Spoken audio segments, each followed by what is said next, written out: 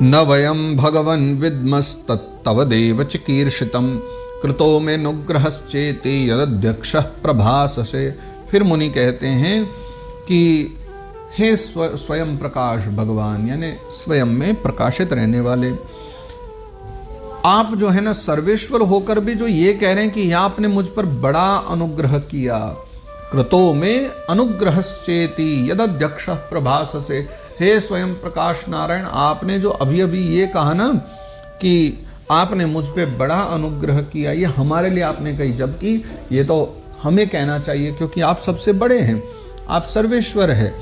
तो भगवान, इससे आपका क्या अभिप्राय है हम ये नहीं समझ पा रहे हैं। मतलब आपने कहा कि आपने मुझ पर बड़ा अनुग्रह किया, तो हमने कौन सा अनुग्रह कर दिया?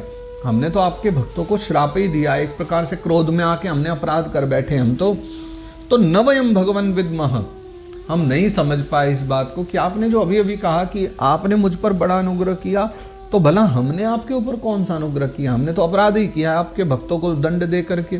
तो कृपा करके आप ही समझाओ, हम नहीं समझ पाए। न वयम भगवन विद्मः, हम नहीं समझ पा रहे, तो आप ही कृपा करके हमें समझाओ। और ब्रह्मण्यस्य परम दैवम ब्राह्मणाः किल ते प्रभो विप्राणां देवदेवानां भगवानात्मदैवतम्। ब्रह्मण्यस्य परम दैवम ब्राह्मणः किल ते प्रभो, आप ब्राह्मणों के परम हितकारी हैं, ये भी हमें पता है। इससे लोक शिक्षा के लिए आप भले ही ऐसा माने कि ब्राह्मण मेरे आराध्य देव है, यानी आप जो बार बार कह रहे हैं ना कि ब्राह्मण मेरे आराध्य हैं, ब्राह्मण मेरे पूजनीय, तो लोक शिक्षा के लिए यानी संसार को समझाने के लिए भले ही आप ऐसा माने ब्राह्मण मेरे आराध्य हैं, लेकिन वस्तुतः बात क्या है? ब्राह्मण तथा देवताओं के भी देवता जो ब्रह्मादि हैं, वो ब्रह्मादि के भी आप ही आत्मा और आराध्य देव है। यानी आपने लोक शिक्षा के लिए भले ही कह दिया और मैं ब्राह्मणों को भी पूजनीय मानता हूँ, लेकिन प्रभु विप्राणाम यानी ब्राह्मणों के, देव देवानाम देवताओं के, और देव देवानाम यानी देवताओं के देवता कौन? ब्रह्मा जी। भगवान आत्मदेवतम, आप सभी की आत्मा हैं और आप ही सबके आराध्य हैं। यानी आप कुछ भी कहते रहो, भले कि ब्राह्मण मेरे पूजनीय है, ब्राह्मणों की चरण रज में मुकुट पे धरता हूँ, पर ये सब बातें लोक शिक्षा के लिए अच्छी हैं। सत्य बात क्या है? वो ऋषि कह रहे हैं सत्य बात तो ये है कि वो आपका प्रेम है, आपकी बातें हैं, सरल सहज स्वभाव है, लेकिन सत्य तो ये है कि आप ही सबकी आत्मा हो, ब्राह्मणों की भी, देवताओं की भी, और देवताओं के देवता ब्रह्मा की भी, आप सबसे श्रेष्ठ हो। त्वत्तः सनातनो धर्मो रक्षते तनुभिस्तव धर्मस्य परमो गुह्यो निर्विकारो भवान मतः। त्वत्तः सनातनो धर्मो, आपसे ही सनातन धर्म है, यानी प्रकट हुआ है ना।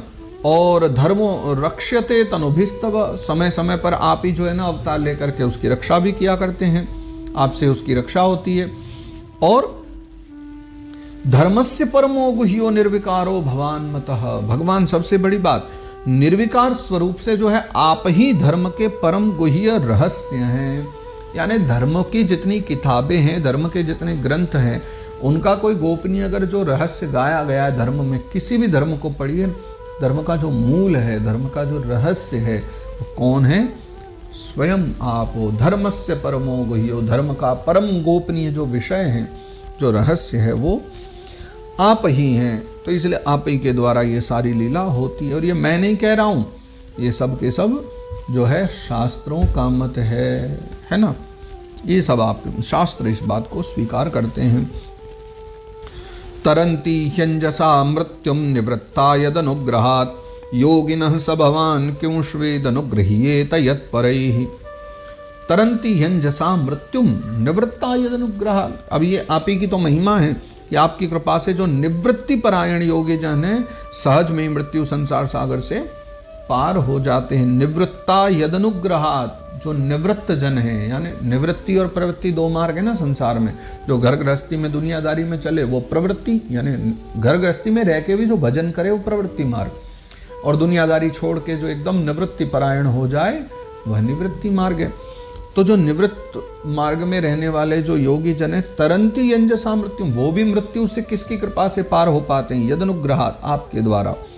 योगिनः स भवान् के अनुगृह्येत यत्परैः, फिर भला आप ही बताओ कि दूसरा कोई आप पर क्या कृपा कर सकता है? योगिनः स भवान्, यानी वो योगी भी आपकी कृपा से पार हो पा रहे हैं, तो किंचिद अनुगृह्यते यत्परे, फिर आप पर भला कौन कृपा कर सकता है। बड़े बड़े निवृत्ति परायण योगी जन भी तो आप ही की कृपा पा करके और जीवन में कुछ पा सकते हैं। यम वै विभूतिरुपयात्यनुवेलमन्यैरर्थार्थिभिः स्वशिरसा धृतपादरेणुः धन्यार्पितांघ्रि तुलसी नवदाम धम्नो लोकम मधुव्रतपतेरिव कामयाना। हे भगवान, दूसरे जो अर्थार्थी जन यानी जिनकी चरण रज सर्वदा अपने मस्तक पर धारण करते हैं, यानी आप ही की तो करते हैं। देखो 4 तरह के हमारे यहाँ भक्त कहे गए है ना, वो अर्थी, अर्थार्थी, जिज्ञासु और एक भक्त है उपासक, है ना। तो वो सभी प्रकार के जो भक्त हैं उनमें से एक की चर्चा कर रहे हैं।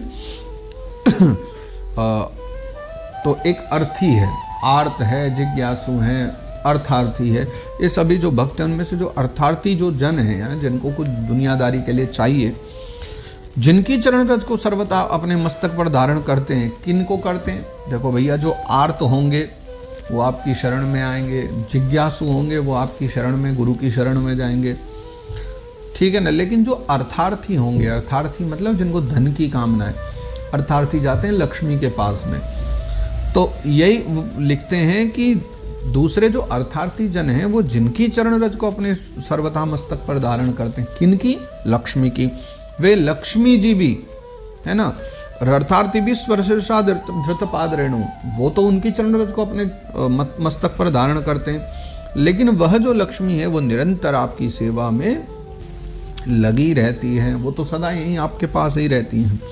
सो ऐसा जान पड़ता है, यानी ऐसा देखने में पड़ता है कि भाग्यवान जो भक्त जन है आपके चरणों पर जो नूतन तुलसी की मालाएं अर्पण करते हैं। धन्यार्पितांग्रि तुलसी नवदाम धामनो, यानी चरणों पर, आपके चरणों पर जो नूतन नई नई तुलसी पत्रों की जो और तुलसी मंजरी की जो मालाएं अर्पण करते हैं, उन पर गुंजार करते हुए भोरे के समान वे भी आपके पाद पद्मों को ही अपना निवास स्थान बनाना चाहती हैं। यानी लक्ष्मी भी सदा सर्वदा आपके चरणों में रहा करती हैं। यस्तां विविक्त चरितैरनुवर्तमानां नात्याद्रियत परम भागवत प्रसंगः सत्वं द्विजानुपथ पुण्यरजः पुनीतः श्रीवत्स लक्ष्म की मघा भग भाजनस्त्वम्। इसके पश्चात वो कहते हैं, सभी मुनिजन कह रहे हैं, किंतु अपने जो है पवित्र चरित्रों से निरंतर सेवा में जो रहने वाली जो लक्ष्मी जी हैं, उनका भी जो है, लक्ष्मी जी का भी आप विशेष आदर नहीं करते हैं। यस्ताम विविक्त चरितैरनुवर्तमानम नात्याद्रत यत् परम भागवत प्रसंग। फिर किस से आप करते हो, है ना, कि उनका तो आप लक्ष्मी जी का तो इतना आदर नहीं करते, आप तो अपने भक्तों से ही विशेष प्रेम रखते हैं। यानी आपको लक्ष्मी से ज़्यादा अपने भक्त प्रिय हैं, क्योंकि आप स्वयं ही संपूर्ण भजनीय गुणों के आश्रय भी हैं। और जहाँ तहाँ विचरते हुए ब्राह्मणों के चरणों से लगने से जो पवित्र हुई मार्ग की धूली और श्रीवत्स का जो चिन्ह है वो आपको पवित्र कर सकते हैं क्या? क्या इनसे आपकी शोभा बढ़ सकती है? बताइए, ब्राह्मणों की जो चरण रज है वो भी इधर उधर पता नहीं कहाँ कहाँ घूमते रहते हैं, क्या क्या वो गंदी सी चरण रज आपको पवित्र करेगी? आप तो स्वतः पवित्र हो, है?